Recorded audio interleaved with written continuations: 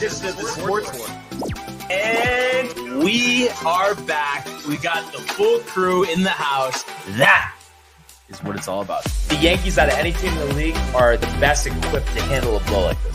I think there is a higher power at play here. He's due law of averages. That dude is the ultimate scrub. It's trash. Yeah. Every person you have in there is fucking trash. Next game, you're going to see a big performance. You can see it in the end of the game, and I'm just totally stoked and excited for this.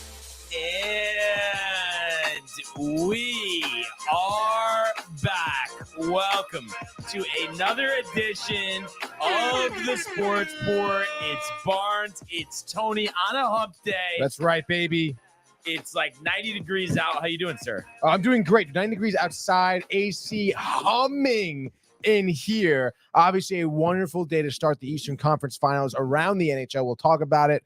The baseball to get into, a lot to talk about. PGA, Brian's flight, how do you organize your luggage? Did you even pack or think about what you're bringing? And speaking of humming, I wish the Yankees were still humming, Tony. Yeah. But ever since you put that in the title of Monday's episode, they haven't been humming. What are you trying to call me a jinx, dude? Are you kidding? There hasn't been any winning. No, any winning. Either team. So just keep that in mind. Either, however you want to say it. That's right, dude. So you haven't started packing yet, huh, dude? No, just did the laundry yesterday, so at least that's all there we set. go. So I'll do it, during the Ranger game, and somehow watch the Ranger game, finish up quotes, and watch and get up at 5:00 and get to bed by 10. Oh yeah, I'll sure be able to do that, right? Yeah, I don't think so, dude.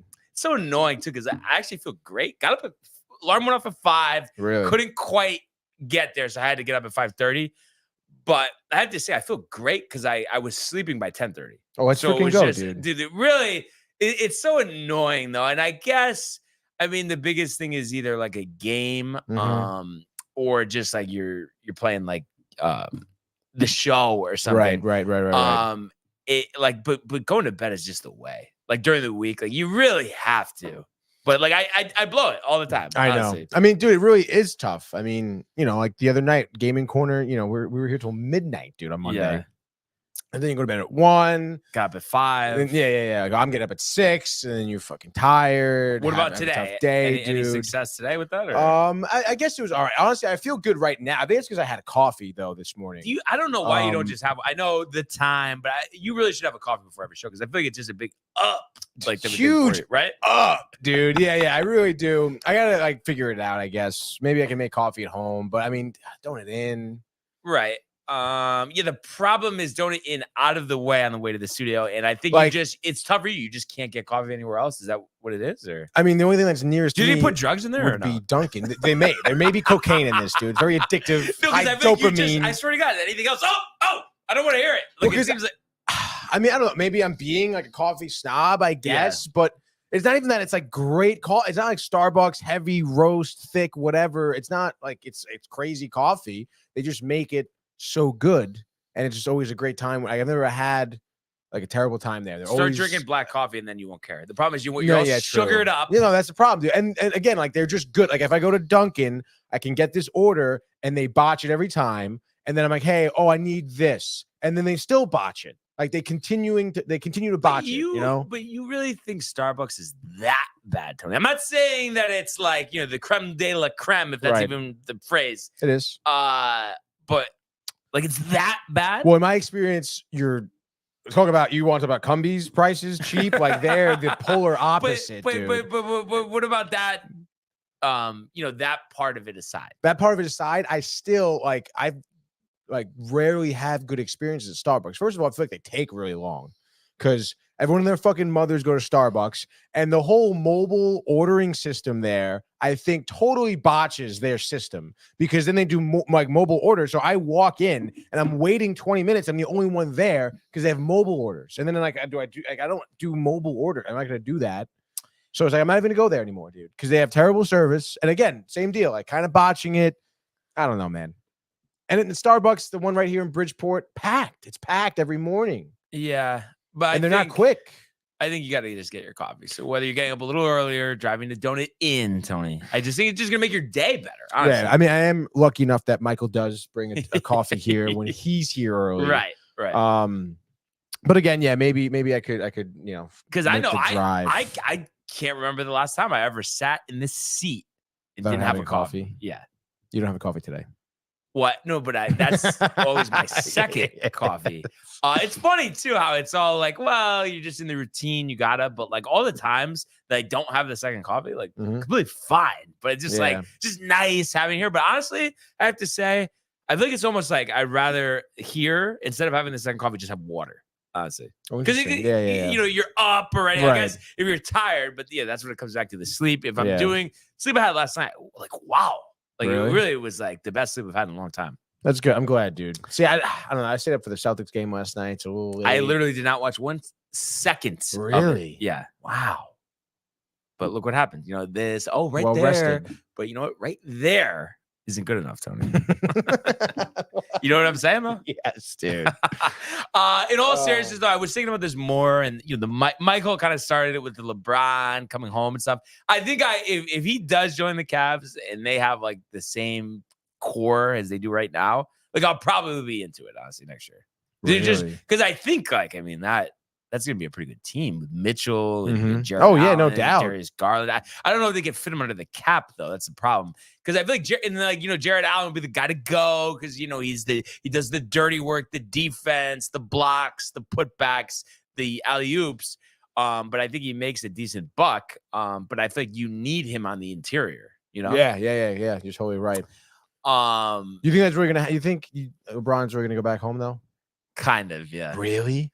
Because he went to the playoff game, in Cleveland. Oh my God, the dramatics! And I was talking about this with my boy, over at ABC, and actually, your boy, he definitely wants to come to the Horseshoe soon. He was saying, "Oh, it's freaking go, dude!" Big basketball fan. So I said, "All right, I love ABC, dude." Yeah, 1, 2, 3, right? Right.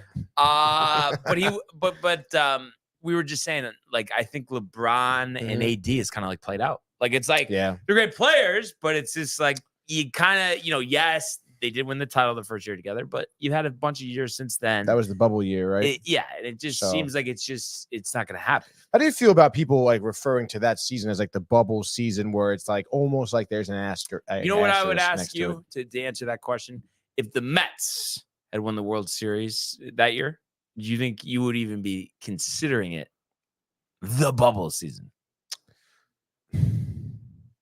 I mean, honestly, in the back of my head, I'd be like, "That's fucking lame. That's what our championship has to be boiled down to." But you know why that doesn't make sense though? Because was it any different for anybody else who was playing that year? What did they just not try? Well, I don't know. Well, where was the NBA? Because I know hockey NBA was in Disney. No. I'm saying like during when COVID hit and they canceled hockey, they were not at the playoffs yet.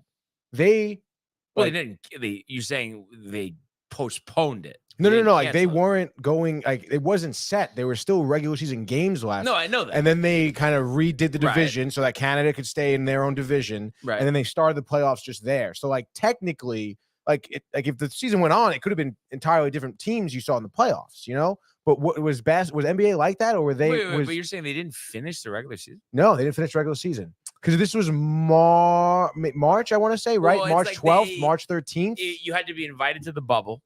And then there were teams that just weren't invited. Right. And then they didn't get to finish. And the teams that did finish, I think they were still like a couple games short here and there. But that's what happened. But like I said, I mean, did everybody just lay down because it was the bubble? I think that's kind of a dumb thing to say. Yeah. You know what I mean? Because like, well, why didn't the other teams win then?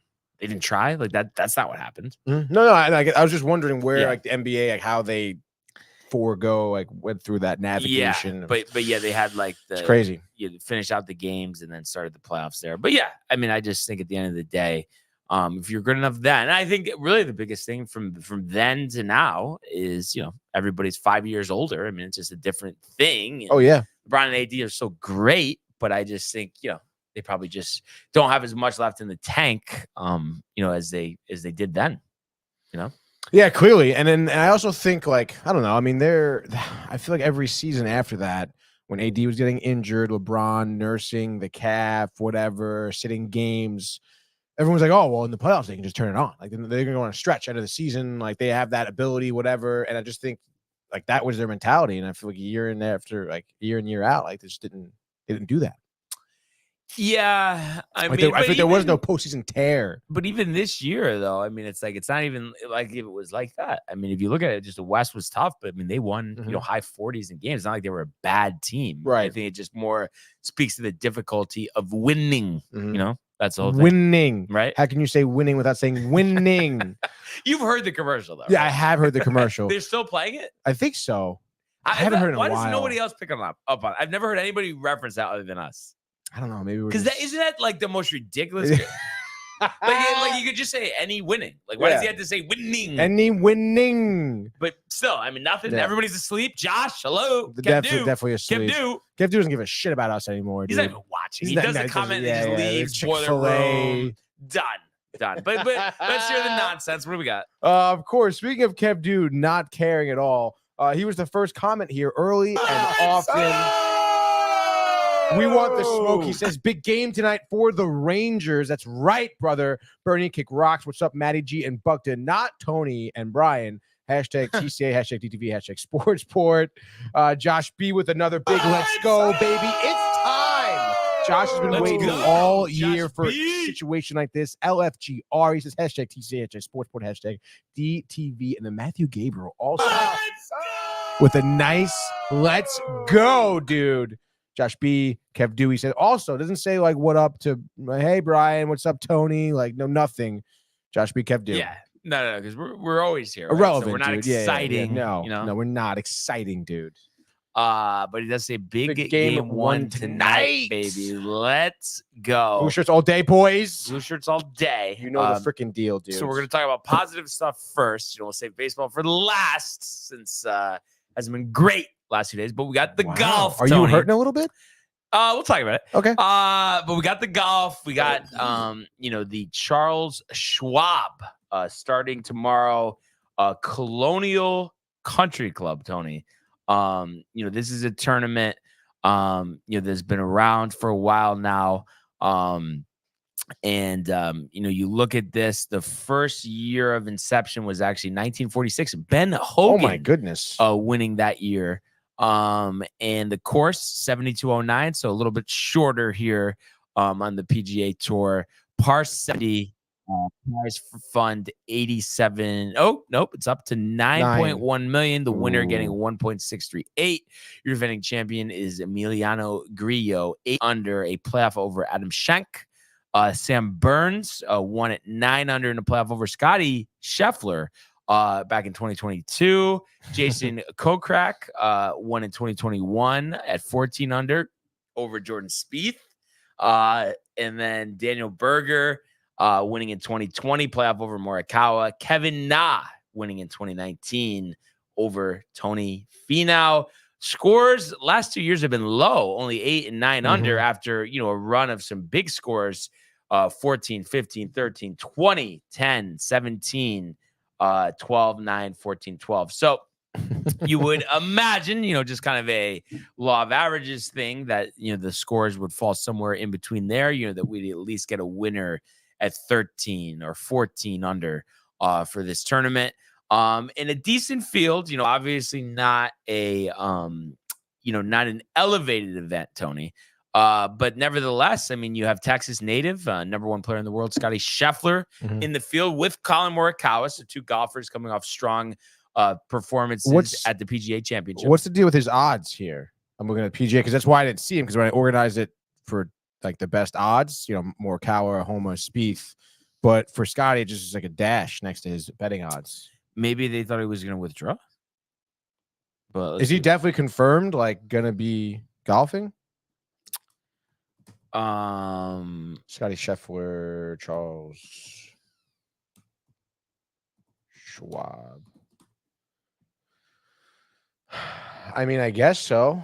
Let's see, CBS Sports here.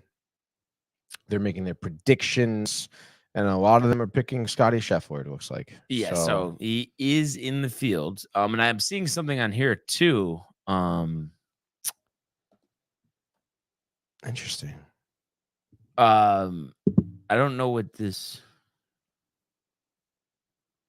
I guess there's just gonna be an investigation in regards to the arrest and if the right protocols. So it seemed like somebody was ahead of that. earlier. So Yeah. that's kind of interesting to say the least. Yes. But anyway, you also have Max Homa, Brian Harmon, Keegan Bradley, who had a nice rebound at the PGA, former PGA champion himself. Sepp Straka, Jordan Spieth, really looking for something strong. Tom Kim had a good round at the PGA, but kind of faded late. You got Chris Kirk, Tony Finau had another nice performance.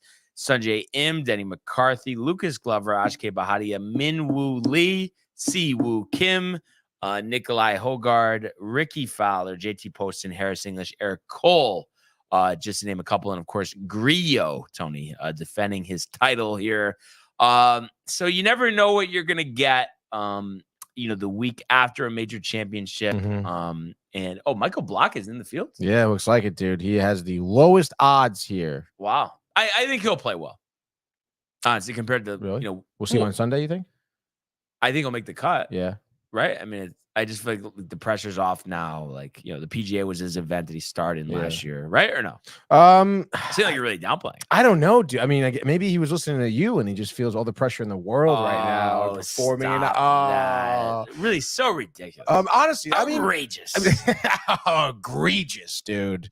I don't know. I mean, I guess he could make the cut. I guess I really haven't. I'm saying. Like, just make the cut. I mean, it's not asking for anything crazy. Yeah, I guess that isn't asking for anything crazy. So yeah, I guess if that was the bet, it'd make the cut.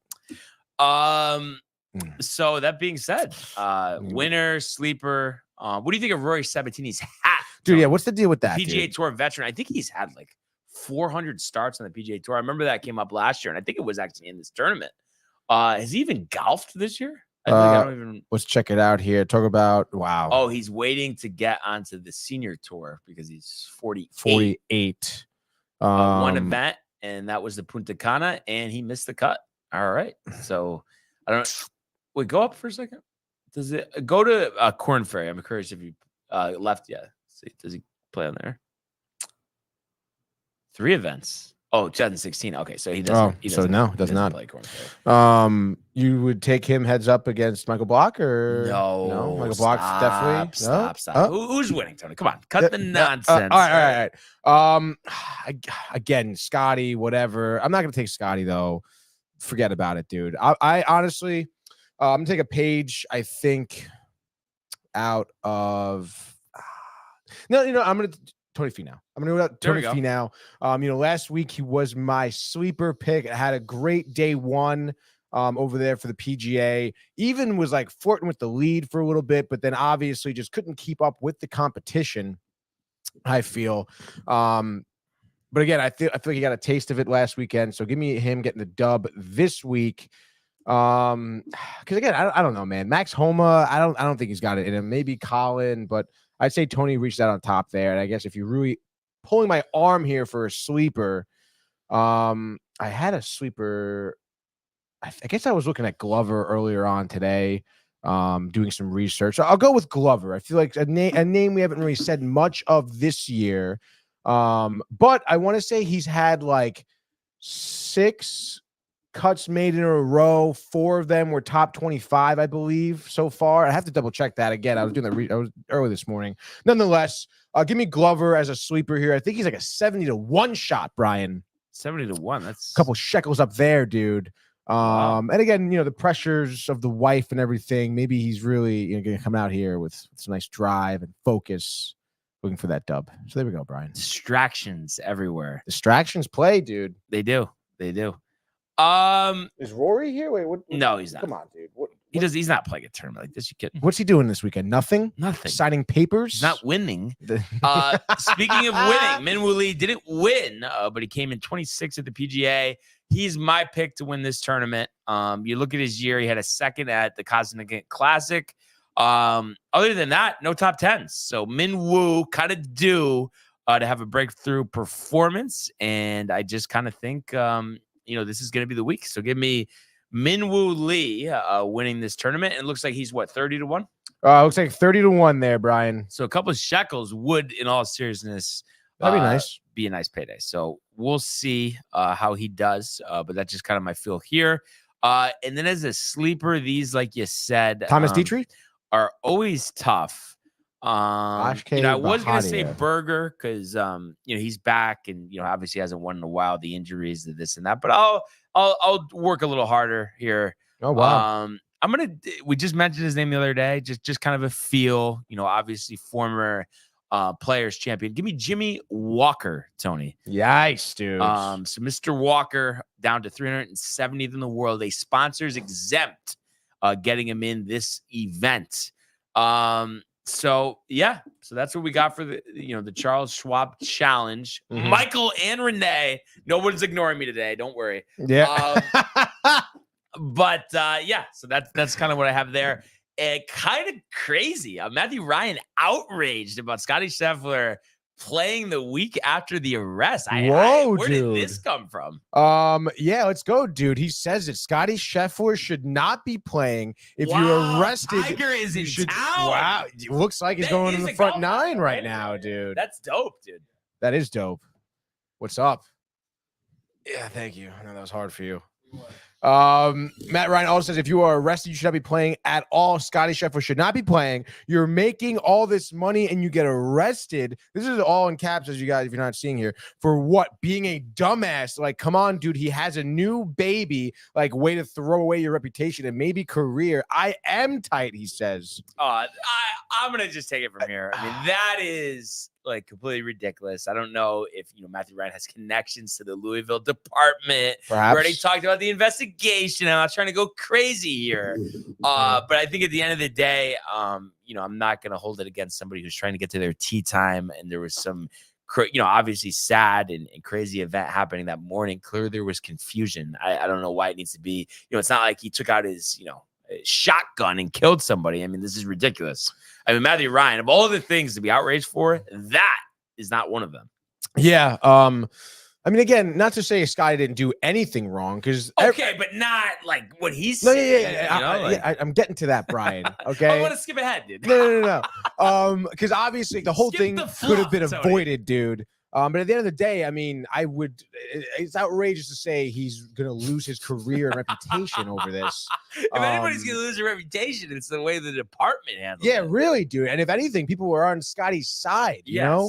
So, I mean, I don't know. I think his career will be totally fine. He played well. It's fine. It's going to blow over. Would we really be that surprised if he ended up winning this week, too? I know we're not picking him, right? But would it be, oh, my God, I can't believe he won? No, it wouldn't. It wouldn't be that surprising at all, dude. And he didn't, this isn't anything crazy. Like, he didn't, again, not say he didn't do nothing wrong, right? But he didn't do anything really that crazy wrong, What did he do? Maybe just misdirect. It was whatever, dude. Chain of command, dude. Let's go. EPK in the house from YouTube. What's up? Says Rangers in 4, baby. Let's go. Going for the sweep. Love the enthusiasm, EP. Let's freaking go, dude. Yeah. Let's go. Let's freaking go. And I'm actually kind of riled too. Just booked a tea time for Friday morning in San Diego. So kind of fired up for that. It's pretty dope. You seem like really tight for some reason. What course is it, dude? Why are you saying it like that, dude? It's not anything crazy. There just wasn't a lot of times. Mission Trails golf course. And I was looking it up, and it looks like it's like a little bigger in terms of yardage, like a little bigger than Gainer. So nice. Okay, cool. Solid. It looks like it's in good shape. I mean, that's all you need. I mean, Torrey Pines would have been nice, but unless you want to tee off at 6:00, Tony, and get only 9 in, even though I would do that, but I don't want to be that guy just going off by myself. Yeah. You know what I mean? But then the opportunity comes up. Jordan's in San Diego. Maybe he wants to play a twilight round. Then maybe we'll talk about something. Wow, dude. But no, it's just tough the amount of time that we're there. I'm just riled because I've never golfed in California before. Yeah, who knows? Maybe you'll see some of the Yankees out in the course, dude. Yeah, that's true. You bring your clubs, the shipping. I was going to. No, you wouldn't need to ship them. Let's not get crazy. Well, you bring them on the plane, like you're. Well, you just said not to like you're shipping them with you while you're shipping yourself. Check the bag. I mean, come on, Tony. Shipping. No, the only reason I even say that because I know you think, oh, here he is, just giving you a hard time type of thing. Because there's this service called ShipSticks where people actually ship the clubs to the course. Oh, really? And I've never done that just because it's the same thing as a check bag. So I was considering it, but then it's like if I'm gonna only play once, it doesn't seem like it's worth it. How much does that cost? You know, when you looked into it to ship it?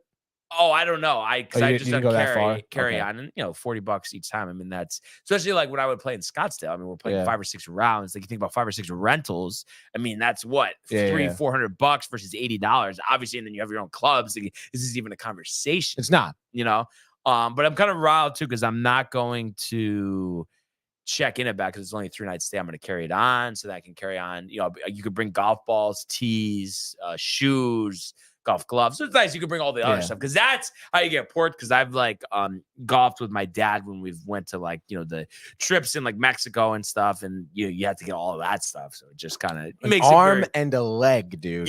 yeah. But right. I mean, you would strike me as someone like this. Like it's like fuck the carousel with the check bags. Yeah. Like fuck that. I carry on every time. Like if I can, I carry on. But would you be willing to push it if it was like a 10-day stay or you can't do that? It has to be like less than a week or no? Like push it as like, what do you mean? Meaning carry it on because obviously it's smaller. I mean, I guess it depends on where I'm going. Because I have done that where it's extended period of length vacation, but I know I'm gonna have like a washer and dryer available. Oh, Don't need to pack for it. Yeah. But if it's just like a hotel, like I'm gonna check it luggage. But what's the cutoff? Would you say? Is it like over 5 nights or where I need to check a luggage? Yeah, I would say over 5 nights a week. You know what I'm kind of riled to? I guess it'll only be like half the game or even less than that. But some of the game, the Yankee game, will be on tomorrow because they have a day game tomorrow. Oh, let's go. So I'm gonna definitely, I think Wi-Fi might even be included for like cross-country flights. Nice. But I'm definitely gonna get that regardless, just so I can tune in and watch some of the game. The chat knows what it's about. What time the are you, hat, Michael? I mean, just get on the course right now, dude. He hasn't tried it all, not once. What were you gonna say? What time are you landing? So landing at 11:30. So here it's what, 2:30? Right. Yeah. Okay. So the game starts at 1. So, So you can the go way right to games go, it's like what'd you say? Go right to the stadium. Oh, right to the stadium. No. But they're at home. Tomorrow. Yeah. Which is actually kind of crazy. I guess it's a night game, so technically, that is a kind of a quick turnaround. It's a 9:40. So you have a 1:00 game one day, fly cross country that night, and then you're late 9:40 Eastern, 6:40 local on Friday. That is kind of a tough turnaround. But yeah, I'm really excited. For this trip, it's awesome where we're staying. You can walk to Petco, Little Italy, Tony, Coronado.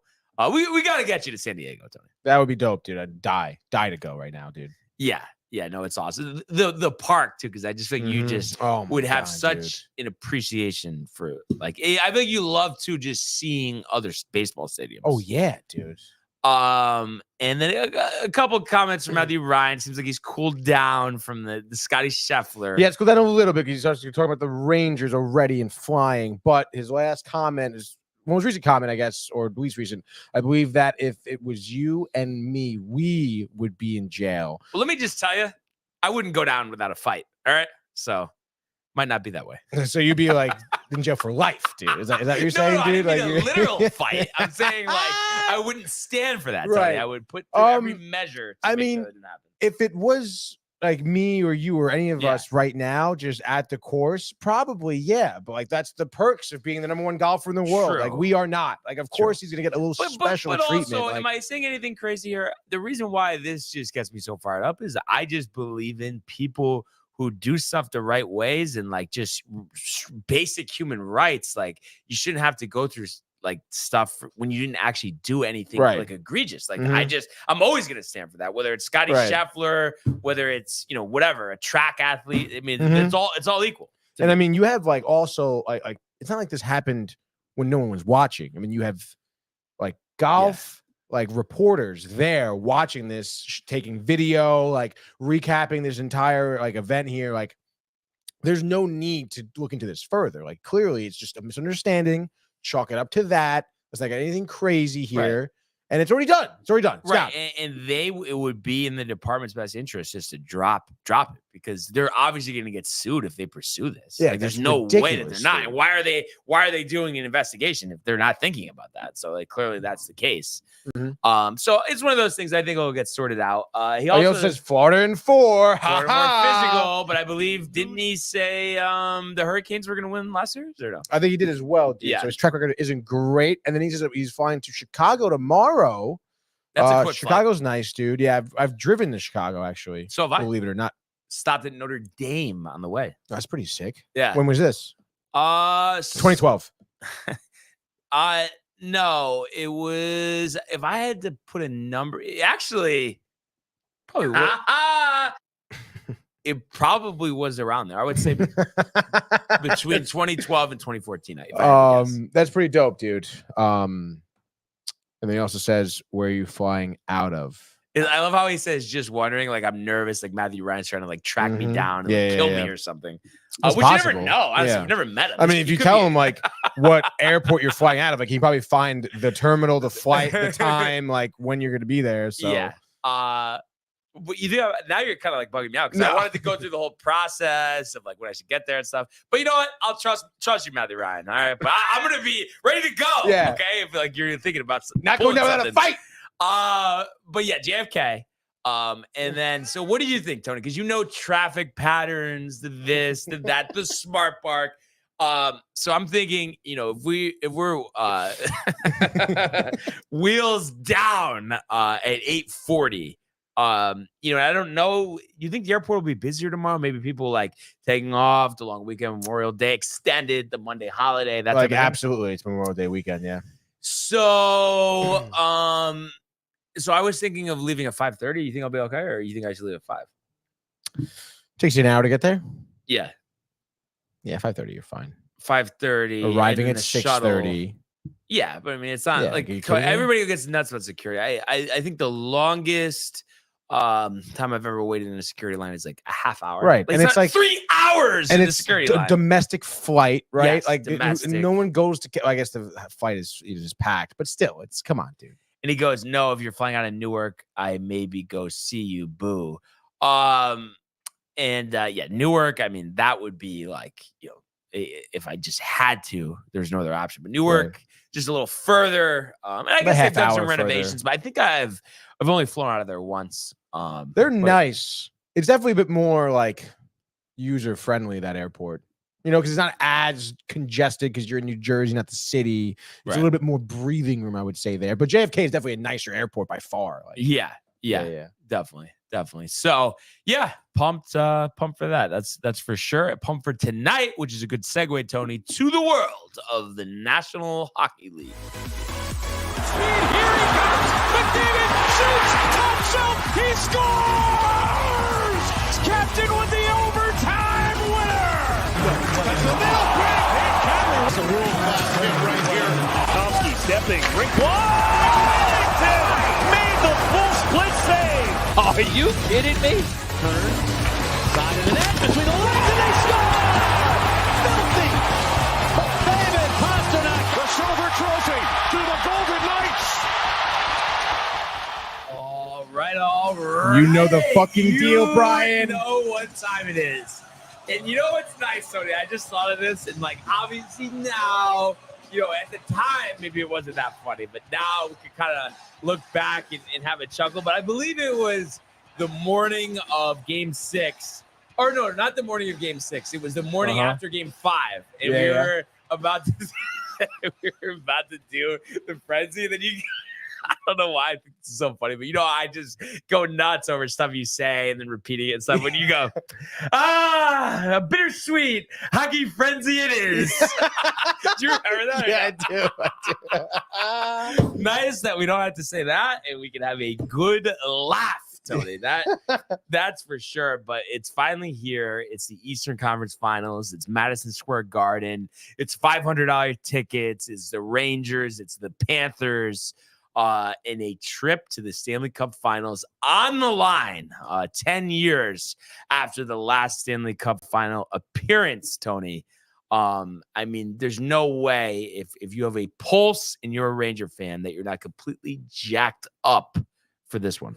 Yeah, dude. I mean, it's hard not to be. Again, I feel like coming into this matchup, I mean, for me personally, I didn't think we'd be seeing the Panthers in the Eastern Conference Finals. But nonetheless, I mean, it's going to be a tough matchup. Going to be some great hockey. I was talking to Zach before the show too. I mean, this is like, you think the playoffs have been great so far. Like this is the Eastern Conference Finals. I mean, these are two of the best teams in the East finally going at it.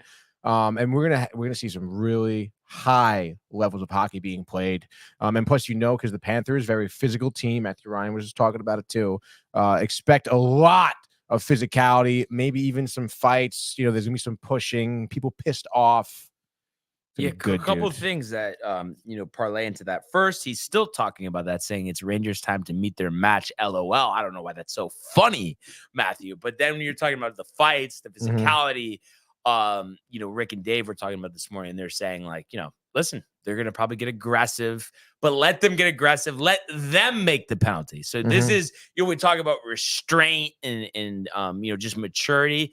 This is the time for that.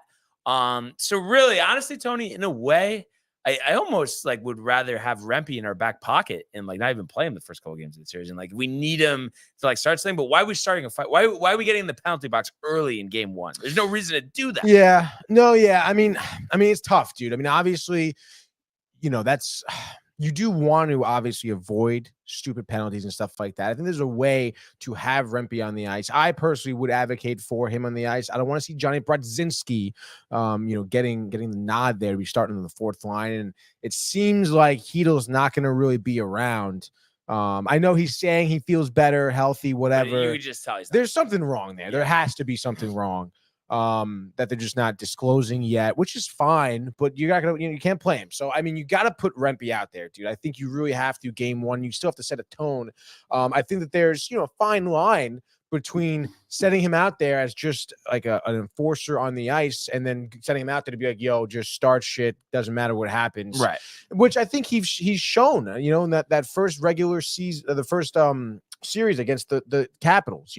He showed some restraint. He wanted to fight Tom Wilson, whatever. But that says no, don't do it. Is that worth it? The penalty, whatever. And it's not. He didn't do it. So I think that there's definitely a fine line that he can be kind of skating across, no pun intended. But I think having him in your lineup is going to be crucial to setting the tone here. You can't have these guys like Verhaeghe, like Reinhart, like Montour, who's a great hitting defenseman. You can't have them out there and feel like they can kind of toss you around and kind of get away with it, Not to say that the rest of, the Rangers aren't physical. Miller plays a great physical game. We know about Trouba, Lindgren as well. Not to mention, your top forwards do check well. They back check really well too, but you need somebody like Rempe who just, quite frankly, not a lot of teams have an answer to him. And it's going to be hard for the Panthers to, I think, conjure up an answer to him. If any team could do it, I guess it could be the Panthers, but that's why you need him out there, dude. You need somebody like him out there. Herman Munster. We really need him out there. No, but I don't know, Tony. Listen, I get what you're saying, but at the same time, I just feel like, of course, because, he's not, like one of your top players, but I feel like there's just so many more important players in the Rangers that I just feel like at the end of the day, this series does not come down to Matt Rempe. No, it doesn't. It doesn't. But it will come down to physicality. The Panthers, that's how they've been winning games. You look at the series against the Bruins. They were going at each other's throats by game 3 because that's what the Panthers do to these teams. They did it even last year too. They play you physically until you break down, and almost like they play you cleanly. They hit you well, and they check, and they have great forechecking. And they play it cleanly enough where you're so angry at them, you want to fight them actually. And that's how they start to get into heads of the players. So that's why I just think that they need Rempe out there to kind of equalize that balance a little bit. Yeah. But again, I'm not to say that if you don't start Rempe, it'd be interesting to see what the lineup looks like. I haven't looked to see what the morning skate has been and what lines are out there yet. But I'd be surprised if Laviolette doesn't start Rempe. Again, Brodzinski, I don't know, man. But I know it's so hard to do this, but I feel like, really the best way to go about it. And it always seems a little snakish, Tony, but at the end of the day, it's fair game. But I feel like the whole thing is, you do your best. You don't do any type of really anything too physical other than like clean hits, of course. But then you just do the old like the comments here and there, like kind of get nasty with those, and then maybe that entices a Matthew Tkachuk or a Sam Reinhart to commit like a slashing penalty. Yeah, I mean, I think rightfully so. It's not like the Panthers will have complete control of the Rangers right away. They're gonna have to kind of earn that. So I don't know. It'd be interesting to see how the Rangers, I guess, go about it because they do have the speed, to kind of get around some of these checks. They certainly have players with the awareness on ice, to avoid big hits. So again, it'll be interesting how they kind of go about that to kind of defend that type of game from the Panthers. You looking at your girl? Well, she normally like tweets out Molly Walker did. Morning skates. I can try Vince Mercagliano. He's also a great reporter for hockey. He's kind of like Ed Gazette Ed Bouchette with the Pittsburgh Post-Gazette. You never heard of that? I don't think so. No. Yeah, legendary. Really? Yeah. I forget who actually this guy Vince works for because I know Molly's with the Post. USA Today, dude. Sometimes he beats her in terms of tweeting out some morning matchups and whatnot. I guess maybe it's just not out yet. Maybe who doesn't beat us with stupidity? That would be Matthew Ryan saying Panthers will dominate in mental games against the Rangers because Rangers are soft. See, that's ridiculous. Yeah. That's it's very Befur-esque, honestly. Again, I know it's going to be super hard. I mean, it's going to be a tough series. The Panthers are really good at what they do. But, I mean, in terms of calling the Rangers soft, I mean, they have the most third period comebacks around the league. Like, they do not quit. They have a great mental game, as well as a great physical game. So the last thing they are is soft. Yeah. Would you say Matthew Ryan is soft? Matthew Ryan seems soft, dude. Yeah. It does. Flying out of Newark, going to Chicago. Dude. Yeah. What are we talking about? Chicago's the softest city out there, dude. I don't know about that one, Tony. Oh man. Soft physically in the fighting. I mean, that's ridiculous, too. Yeah, it is. Come on. It is. Like Rangers don't back down. No. All right. And they'll throw somebody out there. Like again, like those names I mentioned, Miller, Lindgren, Trouba, Rempe. Like they don't back down, dude. So ridiculous. And I do think, when I look at this game and obviously the series as a whole, I think the latter half of the series last round against the Hurricanes, the Rangers, I feel like we're letting the other team get on the board first. Sure. I mean, we saw them, score 4 in the third to win last time they played against the Hurricanes. But like, don't you think that's a big part of this series is, to get out there, and have a lead and play with the lead versus always chasing. Yeah. I mean, it's going to be tough, dude. I mean, looking at, obviously that's a great strategy to come out there and get firing and get that lead first. Yeah. I don't know, dude. I mean, again, the Panthers are coming out there coming for blood. I almost feel like the Rangers, it's going to be like first 5 minutes going to be dominated by the Panthers, honestly. It's almost like what I feel. And then there's going to be a few good shifts. Maybe that causes a power play obviously in the favor of the Rangers here. And then maybe they can score in the power play, and that's how they can get out to a 1-goal lead early on. But I just feel like, I don't know. I was looking at some of the postseason numbers here. Igor Shesterkin has gotten like challenged almost every game, it seems, honestly, especially against Hurricanes. Yeah, the amount of shots he's faced has certainly outweighed the shots that Bobrovsky has faced, I think pretty significantly too. And Bobrovsky has one more game played. Bobrovsky here looks like 264 shot attempts he's faced. Is that Matthew Ryan? No. Michael Buckton. No one's calling. No one. I know you're irking for it, dude. Were you getting texts? Oh yeah. Twitter notifications. Gotcha. If you really Molly need to Walker, what you had for breakfast? We get it, Tony. Stop it. Have you crushed? So Igor Shesterkin, over 30 more shots he's had to face. And that's one less game. So he's almost played another game in the sense of how many more shots he's faced than Bobrovsky. And I mean, again, with the way the freaking Panthers play, they're going to get a lot of opportunities, I'm sure. I mean, that to me is going to be one of the biggest keys for the Rangers here in terms of defense, in terms of being able to outscore the Panthers, get a leg up on. You want to see them in a 1-goal lead earlier on in the game and start out with that lead. It's going to start with their defense. They're going to have to limit the amount of chances the Panthers have. We know about their players. We know about their talent. If you give Reinhart, Verhaeghe, Kachuk, any of those guys time, space, they're going to take the opportunity and they're going to get a shot on net. They're not a team that passes the puck too many times. They don't look for that extra pass. They look to get the shot on goal because that's how they get, that's obviously how they get more opportunities, and that's their bread and butter, scoring goals off of, dirty plays like that. They know they're going to have to get to that too to get through to Igor. So you have to clog up shooting lanes. Don't give them any space. You have to smother them right away. I don't see this very often from the Rangers because they do play back a little bit, but don't let the Panthers get the neutral zone so easily. Yeah. Try to get people in their face, make those first passes, those first 2 passes on an offensive, drive here hard. Make it hard for the Panthers. Also, come on, Artie. Like, I feel like it's been a little bit. Like, where are you? A little bit, right? Yeah. No. I mean, I totally agree. Again, he has 11 points in the season so far, in the postseason. And I think he had a goal in his first 4 games, right? And then kind of not that many. Didn't score last series? Did he score against the Hurricanes? Maybe one. Maybe I think he had 1 goal against the Hurricanes. Because he wasn't scores. No, he won the game winner in game 2. But that was the only goal of the series. I think right? so. Yeah. No, wasn't that game 3? Or that was game 2? I think it was game 3 on the road at your house. That was a game at your house. No. I'm talking about because I was at the Yankee game. That was a double overtime scores. I'm pretty sure it was Panarin because he what was it, off of his skate? Yeah, right? That was at your crib when we were watching the game. Yes, it was. So then what? But that wasn't score. Score was double overtime. That wasn't double overtime. Sure about that? Positive. I mean, obviously we can look it up. Yeah. Well, I'm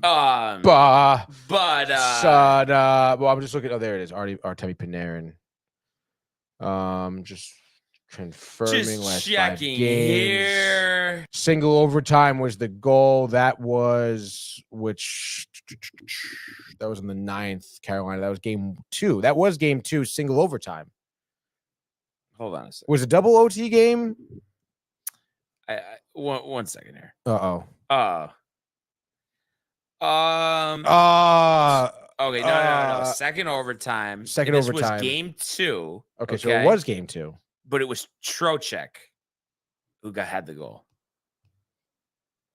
So, but I'm saying the goal you're talking about is game 3, which was at my house. And that was Panarin, but I think that was his only goal of the series. Yeah, no, it definitely was his only goal of the series. I'm looking at it right now. So that's kind of like... I guess you could say game 1, he had 3 assists and 2 assists in game 7. But I mean, basically 50 goals this year. I mean, I know, and 1 goal that series. You expect more out of him in terms of producing goals. Yeah. Again, I feel like also looking at... 2 goals. I'm sorry. Game 2 and game 4. 1? Oh, sure about that? And game 1. So he had 3 goals. Game... Wait, 1? Oh, no, 2. So game 1, because I'm looking at his last 5 games right now, and he has that OT winner. Okay, no. Okay, you're right. It's game 1 and it's game 4. Game 1 and game 4. So 2 goals. So 2 goals, still not enough. Doesn't matter, dude. What are we talking about? 2 goals in 7 games against the Hurricanes. Gotta do better. All right. But yeah, dude, I forget what I was going to say too. Oh, yes, they keep playing back a little bit, dude. Mm-hmm. I feel like against the Hurricanes, they started playing like they did last year, where they were very, very picky with their shots, and just played, I don't know, almost like they were scared, dude. And I feel like if there's one thing you can't do against the Panthers is play like that. Can't be timid. You have to be aggressive constantly. And I hope Laviolette's just hammering that point to the Rangers. Like this morning. Let's freaking go, dude. By the way, it seemed like Johnny Brodzinski was out there for early skates this morning. Could possibly in the lineup, dude. Oh yeah. I mean, I don't expect Heedle to play. Yeah. Maybe Daily Faceoff has a confirmed lineup out. They probably just used the lineups though from the last game. Daily Faceoff playoff parlay challenge. But he has that caution symbol. Oh yeah. There's no way. I mean, I don't think Philip. There's no way he's even supposed to be Matthew Ryan still on the hashish. Your overconfidence. He can keep playing, keep going the hashish. Based on what I'm seeing, it looks like Filipino will be playing tonight 2 minutes ago as of Johnny Lazarus, dude. Wow. So that's kind of semi-breaking news here. Who's Johnny Lazarus? 16.2 thousand followers. Yeah, so host analyst at NHL Daily Faceoff Show. Looks like good stuff. There we go, dude. The Blue Crew Pod. So I mean, it seems like I may even give this guy a follow. Move over, Molly Walker, dude. Wow, that's big for you. I mean, again, I don't think Molly Walker tweeted that out. No. Nope. Ryan Lindgren. Nope. Don't think so, nope. dude. So you know what, Tony, I would say, even though it sounds a little ridiculous, but strike up the music, abbreviated, full on hockey frenzy. All right, ladies and gentlemen, let's get the party started here. You know the deal. It's 8 p.m. It's 8 p.m. I'll say it again tonight for those of you who are not sure about the time change. 8 p.m. Eastern Conference Finals, Game 1, Panthers, Rangers, Madison Square Garden, the real garden here. And you'll be looking at yourself like, wow, like let's freaking go. The Rangers making it past the Hurricanes, dude, playing the Panthers in the finals. I mean, they got to be the favorites to win this series, right, Tony? Oh, wait. No, they're not. I took them as the underdogs again. Oh, dude. Literally ridiculous. Plus 135. Literally ridiculous how they're not favored to win this series. I don't get it. Like, who is Vegas? What are they doing? Why am I watching Ryan behind it? Yeah, I'm watching Pat McAfee talk to Matthew Tkachuk to tell me why MSG is a special place. Because you're going to lose there tonight, baby. Over under is 5.5. We mentioned Rangers underdog -105. What do you have on this game tonight, Brian? All right, so I think tight early. I do think they'll already head out of his ass. Puts the first goal in the back of the net. 1-0 lead after one. Maybe the Panthers answer back in the second, tie game at 1. On to the third where the scoring gets going. A few goals on both sides. But at the end of the day, in the closing minutes of the third period, Mika Zibanejad with the go-ahead goal, game winner. Not quite scores, but I'm sure we'll have a couple of those this series. Give me the Rangers. Give me the over. 4-3 Rangers. 1-0 lead, Eastern Conference Finals. Oh, so tough, dude. Obviously, going to be an absolute battle here at MSG, Brian. You said the over? Yeah. I mean, 5.5. I will take the over as well. A lot of scoring talent here. So we're going to go side by side here. But I think that this game belongs to the children here of the Rangers. Philip Hedl getting the nod here on the fourth line. Give me a goal from him, absolutely. If he doesn't end up playing the fourth line, actually, I think Davey Fazer may even have it on the third line. Pretty interesting. Nonetheless, though, I think we're getting a goal out of him, certainly a goal from Lafreniere and a goal from Capo Caco, dude. And then I guess the one veteran, Chris Kreider, with the late third period goal, putting the Rangers up 4-3 at the Garden, winning game 1. Let's go. Rangers over. They win game 1, 4-3. Let's freaking go. Let's go. And just like that, that's your abbreviated full-on hockey frenzy. Matthew Ryan spewing the nonsense, What else has saying he got? 4-1 Florida. That's Not ridiculous. up in here, Matthew. Not up in here. But, yes, so pumped to watch the game later. Let's go Rangers, and let's go to the world of Major League Baseball.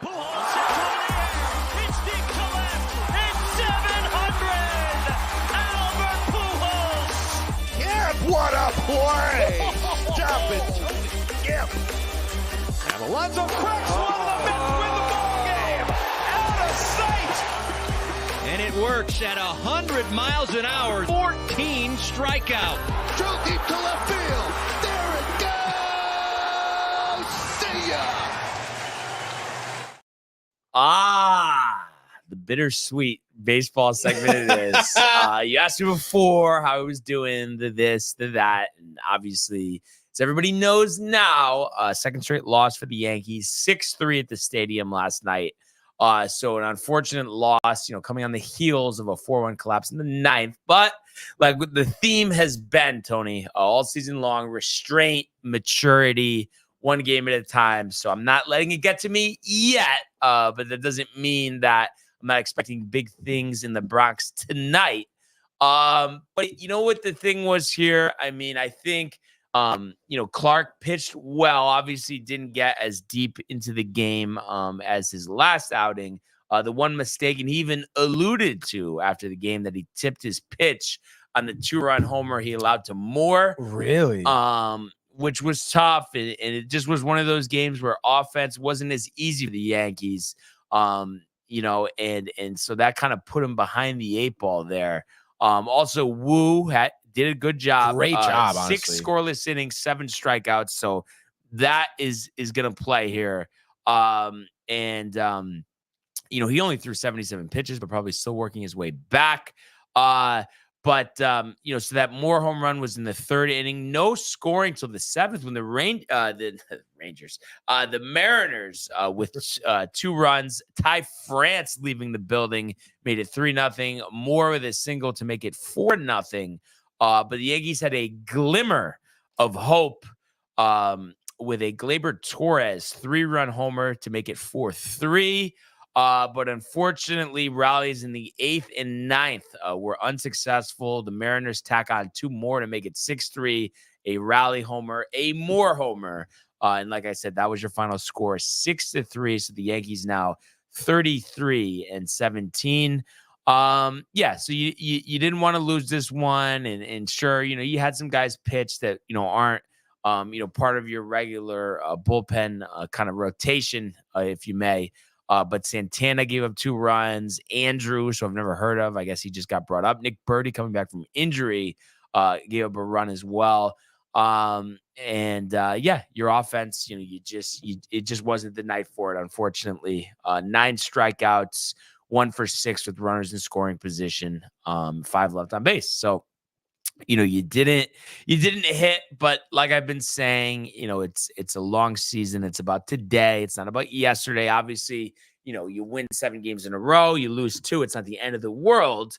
But just like with anything, you don't want to let it fester, let it turn into something else that it shouldn't be. Mm-hmm. So I think the priority is to win tonight. Obviously Clark Schmidt, I think had a good outing other than that home run. I mean, 4 hits, 2 runs, 2 walks, 6 strikeouts, 100 pitches. So obviously would have liked to go deeper into the game. Like I said, the offense just didn't have it, only 5 hits, one of those being the big blow, from Gleyber Torres. I think everything will be all right. And then Josh B after Prefer says, "Hey guys, Josh B says you were way too upset about this, Brian. You know how many back-to-back games teams lose every year?" With the crying emoji, Crying, laughing.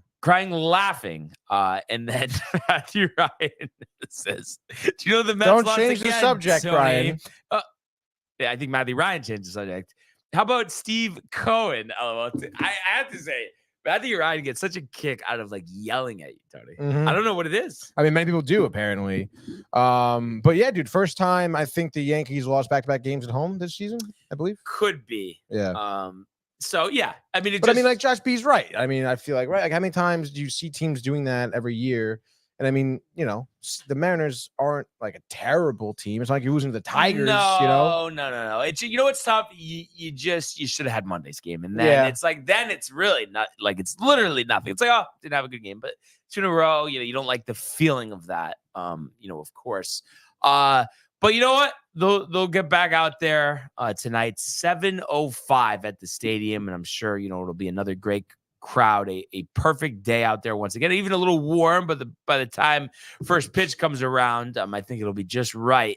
You got Bryce Miller versus Nestor Cortez, 2 pitchers having decent starts to the year. Miller only 36 hits allowed in 52 2/3 innings, 16 walks, 8 home runs. Nestor Cortez, 2-4, 3.56. 52 hits, 60 innings. So, he's pitched pretty good after having a bad year last year. And then Josh B. Well, first of all, Matthew Ryan wants you to answer his question. What was his question exactly? Did I know that the Mets lost again? No, I didn't know, Matthew. Thanks for telling me. And then Josh B. thought the Mariners were in the ALCS. I don't even think the Mariners made the playoffs last year, right? I think they knocked out in the first. Let's see, dude.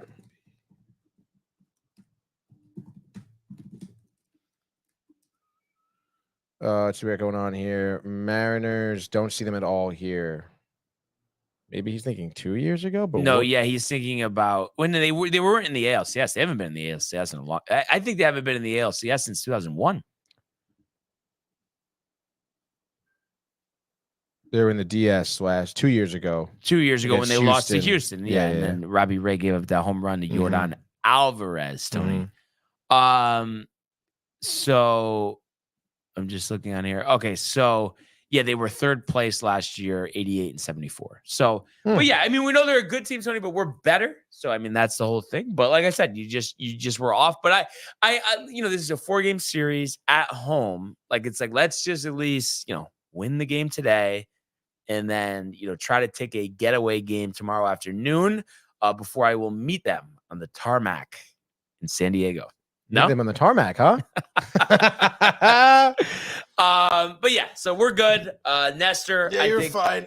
Nestor will deliver a good performance. Nothing And to worry about. Miller's good, but he's hittable at the same time. Oh, because I have him on my fantasy team. I mean, he's been mostly good, but he's had a couple starts where he's chunked it. So hoping that is tonight, Tony. Matthew Ryan already alluded to it. He says, "Man, Mets, what a joke!" LOL. He's really like going for the jugular here. Yeah, I mean that's fine. I mean you can do that if you want. Are we setting up a Matthew Ryan Tony boxing match? I'd be down to do it, dude. I would that would really go viral. I think It would have to, dude. The press conference beforehand. Talk about getting arrested, dude.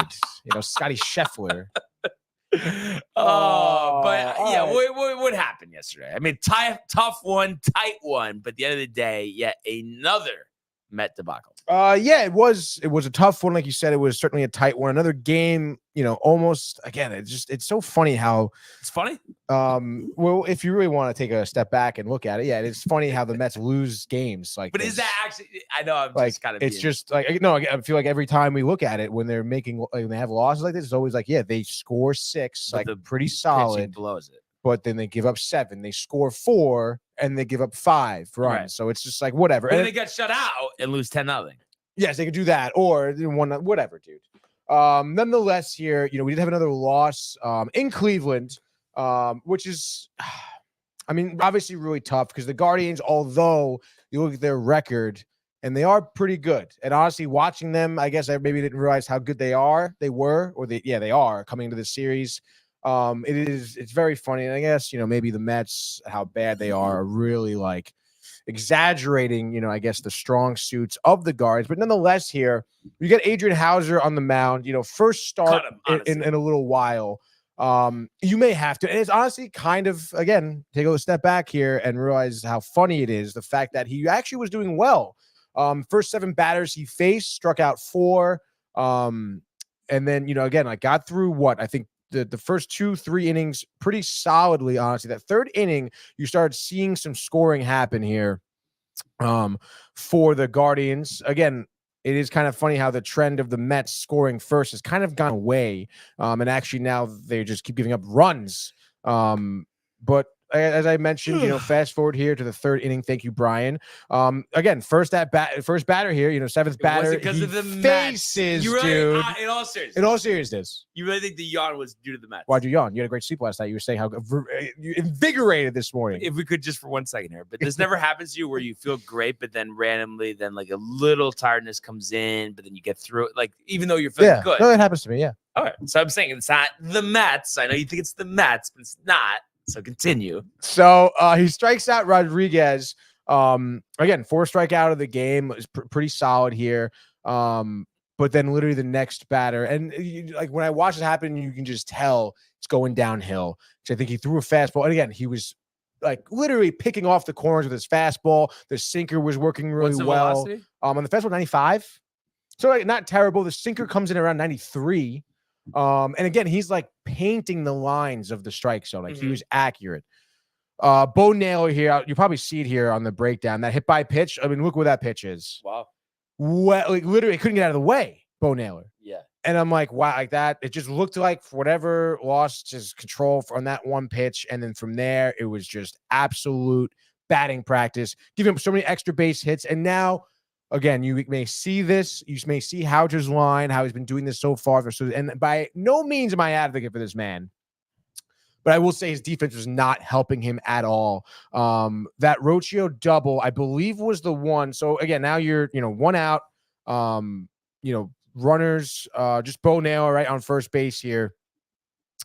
Rocchio ropes one to Marte. And again, I've been talking about how shitty I feel like all year our outfielders have been. Marte must have taken 5 steps towards like first base. And this ball well over his head. That's literally, I don't know what he was doing, dude. That is what insane. he thought he saw, but how do you not? Again, maybe whatever, dude. I don't even have an excuse, honestly. I'm just thinking like maybe he thought, but like the ball was carrying like well over his head, dude. Could it be hashish? It could be the hashish, dude. It could be the fact that he's 34 years old and he's just maybe washed and just doesn't even give a shit. Because then again, over his head, bounces off the wall. Obviously at this point you're thinking double, Rocchio Bonello, scores easily. And then, you're watching Marte and all of a sudden, like, they cut to to Rocchio, who's like runs to second, and all of a sudden starts running to third, and you're just looking at what the hell's happening. And they cut, and Marte's not even throwing the ball yet. Show the replay. Marte, I don't know, dude, like walking to this ball, picks it up, drops it, like literally looks like a senile man. Like, get out your AARP card because this guy, get him a walker out there or something because he couldn't fucking handle this ball that was on the ground, not moving. Rocchio goes to third, whatever. And then after that, you get a Freeman double, which, again, was hit to right field. Or this may be in the hit to left field. Yeah, so Freeman, bless you. Thanks. Doubles to left. Slider kind of hanging, I guess. Not as much movement as you would want, but it was actually a good hit by Freeman. What the hell is this guy's name? Tyler Freeman. I actually should do some more research about him because he's been playing really well. Great outfielder, actually. Made some phenomenal catches. Had that RBI double. Jimenez grounded out the second. That's great. Second out of the game. And then Ramirez here, another double. So again, these extra base hits just coming left and right. But this one was, dude, a high chopper. Literally, like didn't like make it past the pitcher's mound. But like the highest chopper goes over Alonso's head and then like hugs the foul line all the way down to the corner like of the outfield. So like it's just, again, there's really no one you can blame there. That was tough. But Freeman ends up scoring there. And then it's 3-0 just like that. Josh Nail grounds out to the pitcher there to end the inning, but obviously the damage is done. Hauser, what looked like could be a promising outing, third inning gets absolutely blown up there. You get no offense till top of the fifth. Against Curry, by the way, who I think is his first start in a month, dude. And you couldn't hit this guy very well. But you do get a hit here from Vientos. As I was mentioning the past few days, Mendoza actually doing an okay job with mixing up the lineup. Finally recognizing Beatty, not worth starting, puts Viento at third base. Hits his second home run of the season. His last one was that walk-off home run against the Braves, was it? I forget who, honestly. But gets second home run of the year. Takes it dead center, 430 feet, which is great. Had a few nice plays too yesterday at third base, which is great. As I mentioned, seems like him and McNeil actually work well off of each other. We'll double back here, but right after Vientos' home run, McNeil, a double, which literally was like just not over the wall in right field, but does get a nice double there. Nito follows up with a single. So Curry just starts getting hit here. Lindor with an RBI single, which scores. McNeil brings Nito to second. So just like that, it's a 3-2 game. They bring in Sandlin. So you have one out because Marte struck out to start the inning with 2 runners on, 1 out, 2 runners on. Sandlin comes in, walks Alonso here, but then strikes out Nimmo and Martinez. Sandlin, I don't know if you've seen much of him, but actually pretty solid pitcher. He has like this weird kind of sidearm type of release that seems like it was just fooling the Mets batters here. Because obviously ends the inning there. You wish the Mets could have gotten some more runners, but they don't. Story of the Mets so far this season. Now we're going bottom of the fifth, where of course Hauser gives up some more runs here. Rocchio finds at the center, walks Freeman. Jimenez grounds out straight to Hauser. Nice play by him to kind of be settled and whatever. Get because Jimenez is a quick runner. So you have a man on second, Freeman on second. There's 2 outs, Brian. Mhm. Jose Ramirez comes up to the plate. One of the Guardians' best hitters. For some reason, they decided to pitch to him. I personally would have walked him. First base is open. There's 2 outs. You might as well walk him and just face Josh Naylor to begin with. But they don't walk him. They pitch to him. And it's a 6-pitch at bat that ends in a sinker going yard to right center field, 380 feet. 2-run dinger here. Makes it 5-3. You're thinking, what the fuck? Why would you even pitch to him, dude? And honestly, that sinker was out of the zone, high, like almost at Ramirez's chest. He's able to go up high and grab that one. So great home run by him. But I think stupid call there. I think Mendoza should have stepped in and be like, why? Just walk him, dude. So I think certainly a mistake there. McNeil does come back. As I mentioned, that 1-2 punch of Vientos McNeil later in the lineup has been doing well. Vientos double here. McNeil homer, his second of the year as well. 2-run homer, puts them within 1 run here, makes it 5-4. 6th inning, Diekman comes in. Hauser last 1 batter. Brennan single, so man on. Diekman comes in. First at bat to Fry, lays 1 up, 4-seam fastball, somewhat over the middle.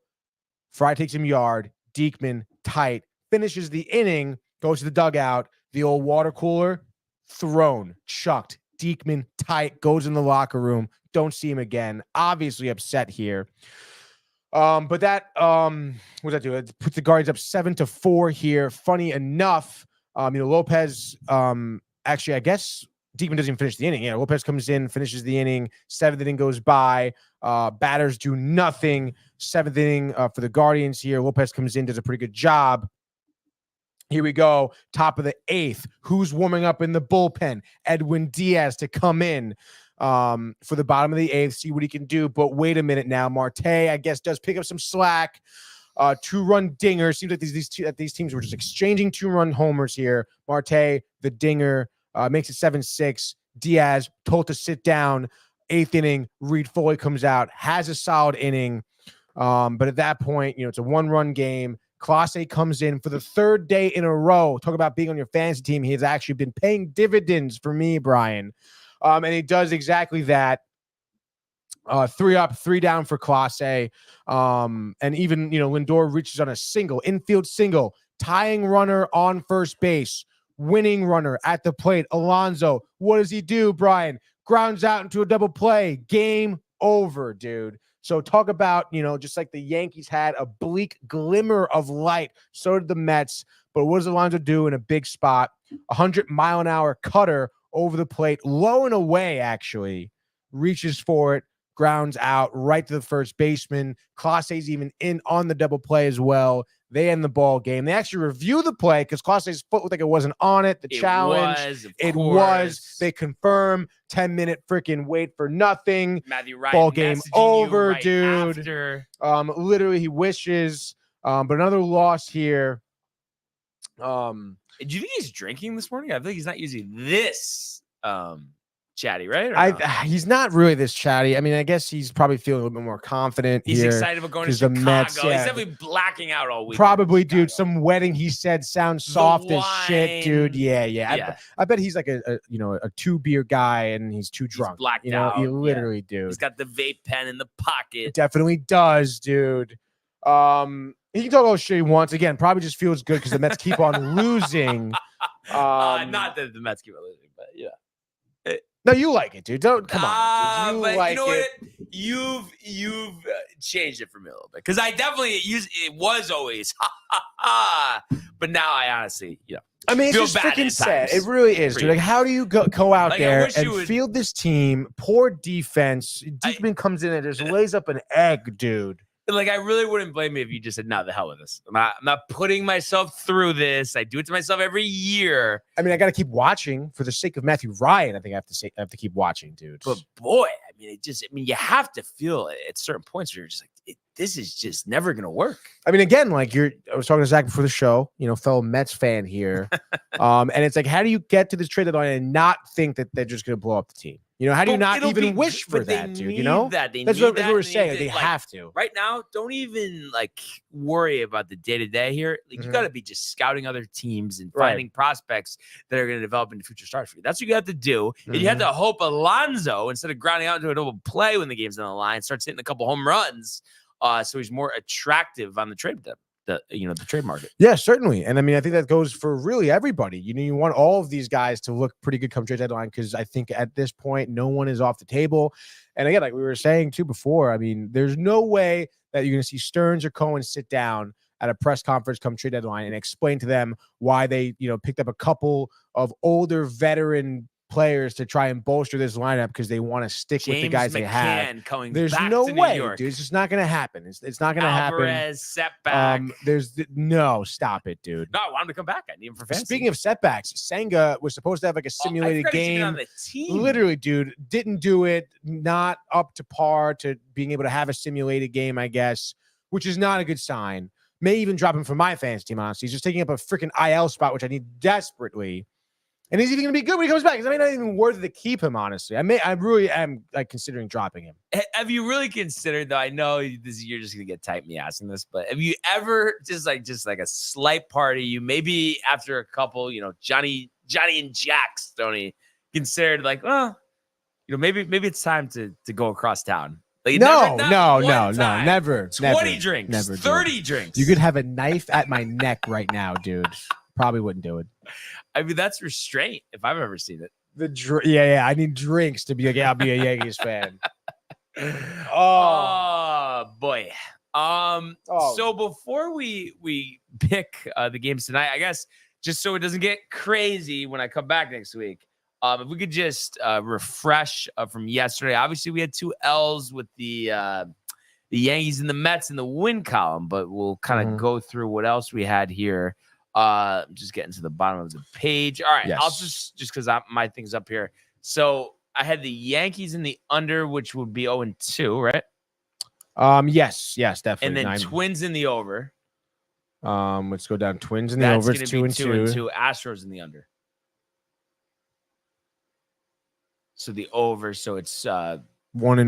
So you're 3-3. 3-3, but then I had the Pacers spread covered, but I had the you under. were 1-1 there. So 4-4. Right, 4-4.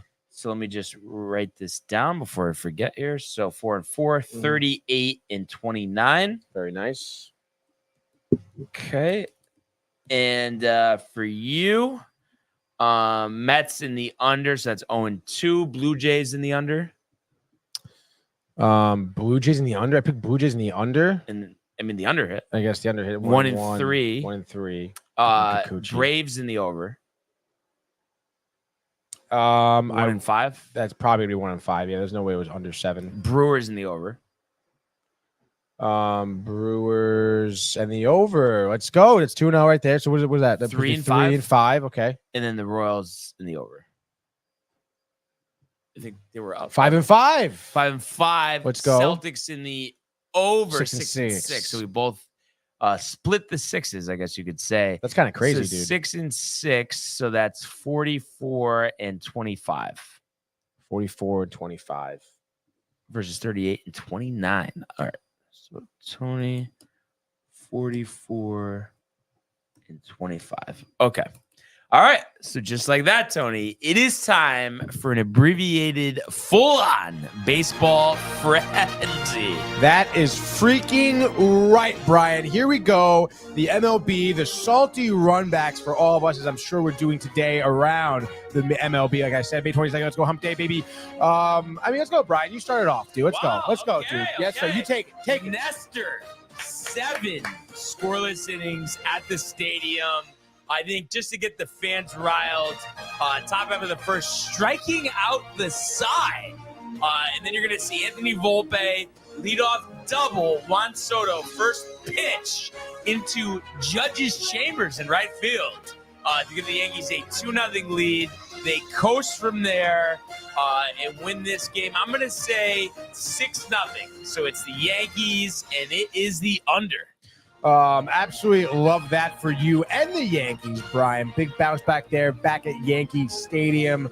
But we're going to go back to Cleveland here as the Mets, a 1:10 p.m. game. Set your timers, buddy, here against the Guardians. Over under another high 10.5 here. And, of course, the Mets here, minus 110. Kind of surprised it's only minus 110 at this point, to be honest. Guardians here looking for the sweep, but they will not get it. Jose Quintana, I think, will ground out the side. First inning up, dude.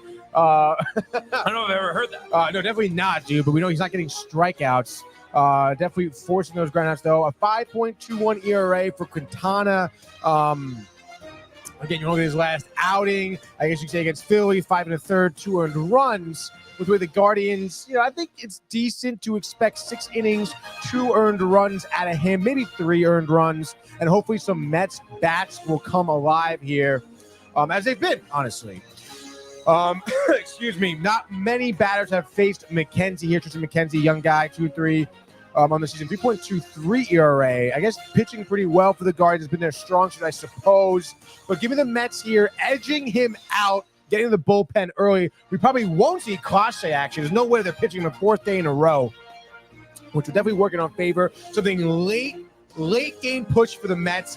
Give me a 8th inning grand salami for your boy Pete Alonso, finally buckling it down a little bit, upping his value for the trade deadline. The Mets win this game, I'll say 7-4. Let's go, Mets in the over. All right, I'm gonna take the Dodgers in the the under. Dodgers in the under. Tyler Glasnow versus Reed Nelson. A tale of 2 seasons here. Nelson 2-3, 7.06. Very Adrian Hauser-like on the earned run average. Jesus. Tyler Glasnow 6-2, 2.90. Dodgers lost this matchup last night, 1-1. So I think they're going to win game 3 here. I think Glasnow shoves, strikes out 12 over 7. Dodgers 4-0. So the Dodgers and the under. Dodgers and the under. Interesting pick there. I'm looking at this Giants-Pirates game, and I mean, you want to talk about Adrian Hauser type numbers. How about Blake Snell? 0-3 with an 11 Wait, is this his first, or has he been back? No. Yes, but I need the first start so back, this dude. was the start. Yeah, These two, but it's different because he's on the injured list. Out. Doesn't count. Wave it off. Okay. Blake Snell here. Probably do, though. I know you're kind of convincing me almost. The Pirates. I almost I know the Pirates, dude. I mean, what have they been doing recently? I mean, Jones here 2.89, 3-4 in the season. They won yesterday 7-6 in extras, but Blake Snell, my goodness gracious. Pirates have been beat up on the Cubs. I mean, Pittsburgh minus 25. I guess I'll try to go cute with it. Give me Snell, the bounce back. I think 6 innings out of him, 2 earned runs, bring down the ERA. I do think he can return to Cy Young Award. But if not, honestly, this outing, like, it's over, dude. Like, he's on the bottle. Talk about the fucking Johnny Walker, dude. He's definitely hitting the bottle if he doesn't pitch well, I think, today. First victory of the year for him to bolster his record up to 1-4. Giants win this game. I'll say 4-2. Giants in the under. All right. So next game, final game, Tony. I am going to go with the Orioles. They are in St. Louis, a pitching matchup of John Meads versus Kyle Gibson. Gibson, the former Oriole, typically a batting practice pitcher, 4.09 earned run average this year. Orioles lost 6-3. I guess they got rained out. Oh, no, their game, I think, has to resume. It's resuming today, yeah. And then they'll do this game after. Anyway, I think they'll win this game easily. Means is look good. Give me the Orioles and the over. I'm going to say Orioles win this one 8-3. Interesting. That last pick for me here. Kind of forgot I wanted to take the Angels, but I also look at the Braves here. Max Fried, my guy. Fantasy team been doing great for me. Over under 8.5. Atlanta minus 135 here on the money line. Fried on the dish. 3.81 ERA. He's going up against Justin Steele, 5.21 ERA. And as I mentioned, the Cubs getting banged up here. I think by the Pirates, or was it? Yeah, it was Pittsburgh. Losing 3 out of 4. Obviously lost yesterday to the Braves in 10. I think Max Fried here, complete game shutout for the second time this season against the Cubs here. First time. Let's freaking go, dude. I say Braves win this one. I'll say 5-0 Braves, and you're under there, Brian. And just like that, that is your abbreviated full-on baseball frenzy. Let's get those 2 New York wins, and let's go quickly to the worlds of the National Basketball Association. The Bulls LeBron James at the buzzer.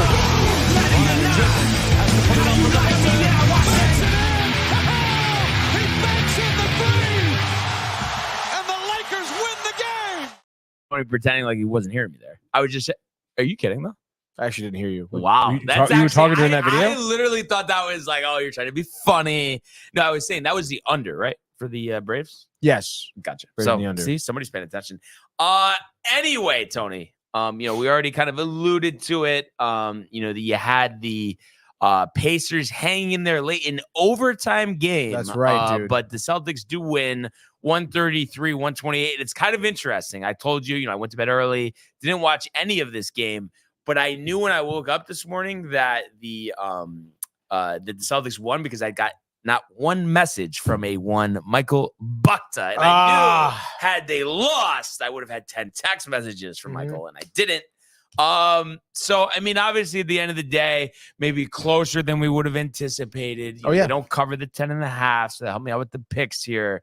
But at the end of the day, Tatum 36-12. Celtics, go up 1-0 in this Eastern Conference Finals. You think this alludes to, that this could be a longer series than anticipated, or you think it's just it was a tight one early, but you wouldn't be surprised next game if the Celtics win by 25?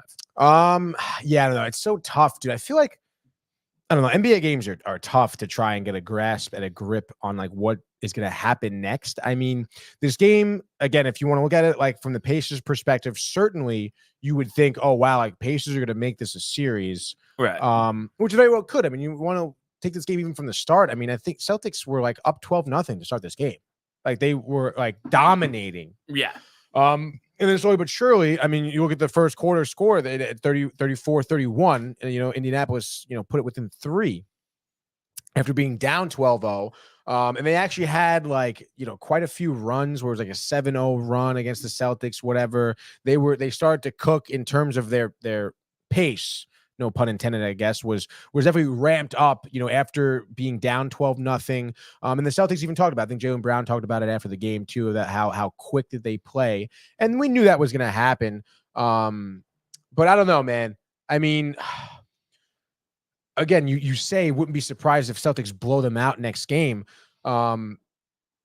Which I wouldn't be, because honestly, everything in this game was indicative of the Pacers winning game 2, to be honest. Because again, coming back from that down 12-0, Tatum, I don't know what his problem was, but in that fourth quarter, going into even during overtime, but besides the last fucking 10-30 seconds of overtime, he was ice cold, dude. I mean, they were giving the ball to Jaylen Brown, who obviously, he tied up the game in the fourth quarter with that corner 3, which was ridiculous.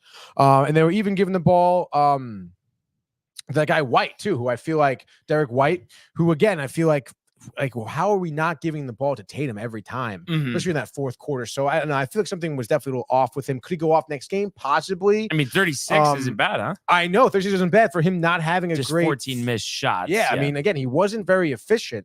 And he had multiple opportunities in that overtime, even before he hit what eventually was kind of the game winner for them. I think he had maybe 3 other shots that just didn't go, either from 3 or anywhere else in the field.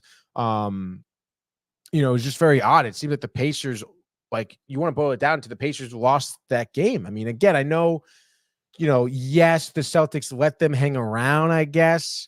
But the Pacers had the lead with 10 seconds to go in that game. The inbound play, I think, went off Siakam's hand. Celtics ball, you literally handed them the game at that point because the possession was your game, dude.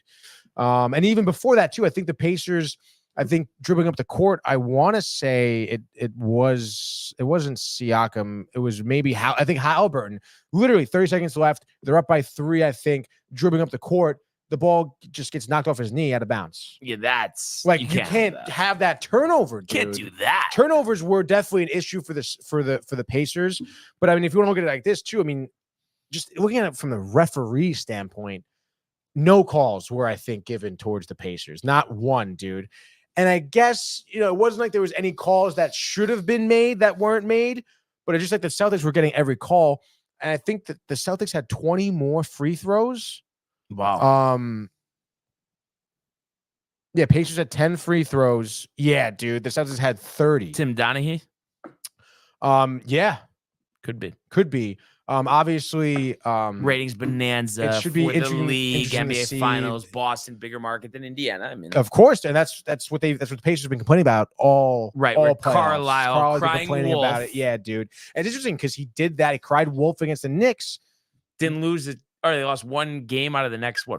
That's what I mean. Next game, they were getting so many calls their way. So it should be interesting to see again how the officials decide to officiate because this game. That's why for me it's hard to call how the next game is to go because the officials could say, "Hey, all right, we're going to call a bunch of fouls the Pacers' way now," and that would imagine if they had 20 extra opportunities to get a free throw, they make 15, they win that game. Kind of crazy. And they were what 9? They shot 90%. They were 9 for 10 with the free throws they had. So I don't know, dude. It's gonna be. I think this is gonna be a series that does go 7. I mean, the Pacers are playing really, really well. And I don't know, man.